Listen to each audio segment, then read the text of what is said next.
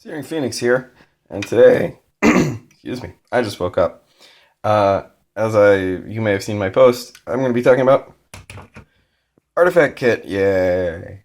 So, overall impressions on the Artifact Kit, this is just going to kind of be quick, and I'm obviously holding my camera with one hand, so it'll be a little tricky.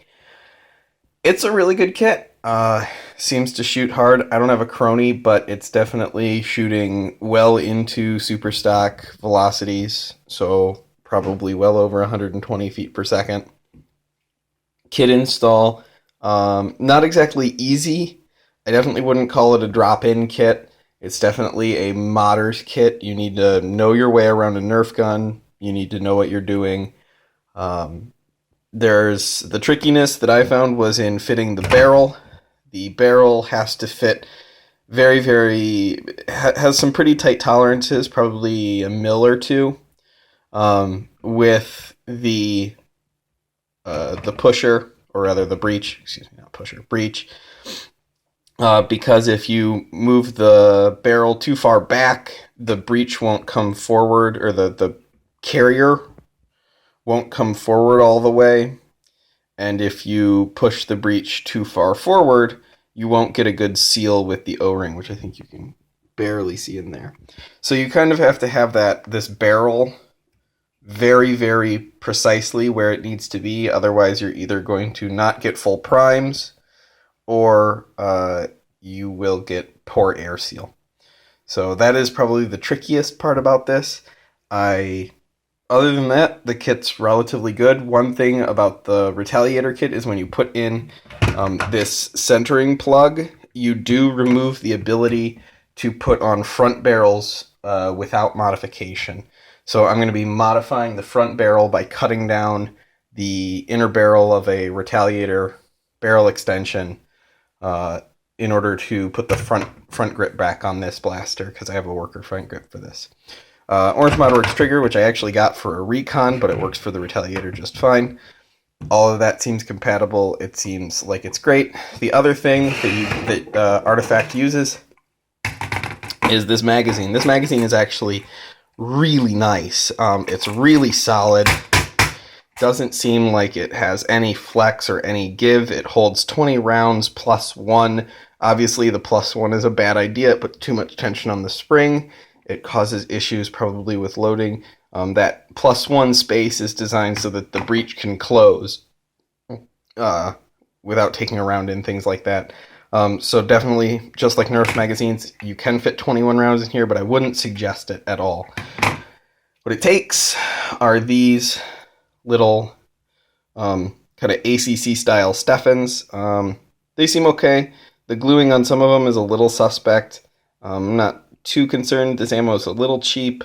It's not a little cheap. It's not terribly expensive. So I wasn't expecting the world out of it. What I did find, though, is this magazine and the Artifact Kit system will take down hand-cut Nerf darts. Now, obviously, accuracy might be different because these have dome tips, but the foam and everything is just Nerf foam. So you can take a handful of Nerf darts, or maybe even Koosh darts. I didn't try Koosh darts yet. You can cut those down and use those. So if these are problematic, you can just use standard Nerf darts, maybe FVJs. I haven't tried FVJs or Koosh darts with this. Just standard elite darts. So further testing is required. The other thing I do have, if we move over here, is this is in progress, but I do have an Alpha Trooper kit that I'm working on. And as you might notice from this Alpha Trooper kit, it has a Stage 2 Orange Modworks kit in it. So that seems to be compatible. The only difference is this pin, the drift pin, I think is what it is. This pin, the retention pin that holds the breech onto the carrier, is a little bit smaller on the Orange Modworks kit, but the hole for the Artifact Breech is a little bit bigger.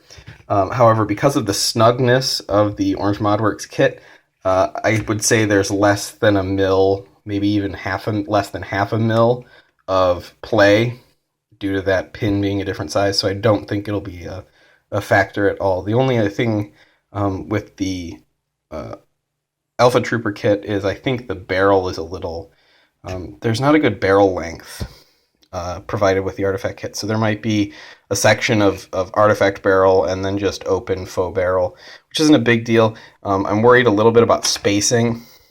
So I might end up padding the Artifact barrel with like one single round of E-tape. Yeah, here you can see.